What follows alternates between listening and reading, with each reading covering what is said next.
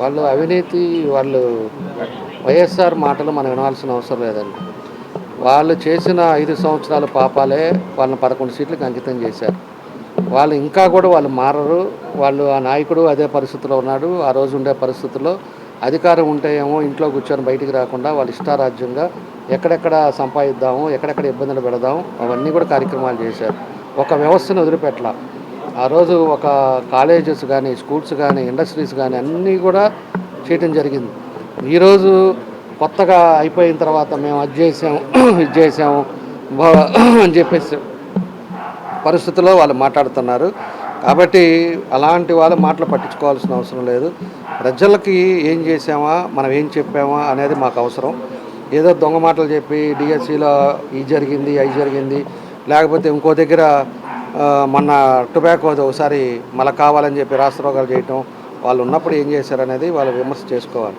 అదేవిధంగా వాళ్ళు అధికారంలో ఉండేటప్పుడు ఎంత మాత్రం పనిచేశారు, ఏదైనా ఒక్కటన్నా ఇదిగో చెప్పుకోదగ్గకి, ఇదిగో పోలవరానికి ఇదిగో 10 కోట్లు పెట్టాము, లేకపోతే అమరావతికి ఏదైనా కొంచెం ఖర్చు పెట్టాము, ఏదన్నా చెప్పిన పాపాను పోలా. ఈరోజు మళ్ళా కూడా ఇప్పటికి కూడా మార్పు లేకుండా మావిగాని అంటాడు. అంటే ఇంకా కూడా మార్పు లేదు. ఎందుకంటే అతను ఒక సైకో.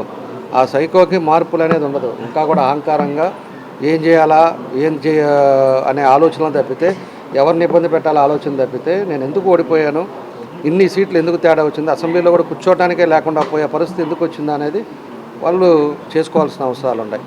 అది తప్పితే ఎదుటోళ్ళని ఇప్పుడు కూడా మాట్లాడటం, ఎదుటోళ్ళు ఇట్లా అట్లా అంటాం, దానివల్ల ప్రజలు నమ్మే పరిస్థితులు లేరు. ఎప్పుడైతే మావిగన్ అన్నాడో మావిగన్ తోటి అతను పూర్తిగా నాశనం అయిపోయాడు. ఎందుకంటే కొంత పార్ట్ అన్నా ఉండేవాళ్ళు కూడా ఈరోజు అతను మాట్లాడే విధానంలో పూర్తిగా సర్వనాశనం, వీడు ఇంకా మారలేదనే పరిస్థితికి ప్రజలు వచ్చారు. కాబట్టి వాళ్ళు మాట్లాడిన ప్రతి దానికి మేము కౌంటర్ ఇవ్వాల్సిన అవసరం లేదు.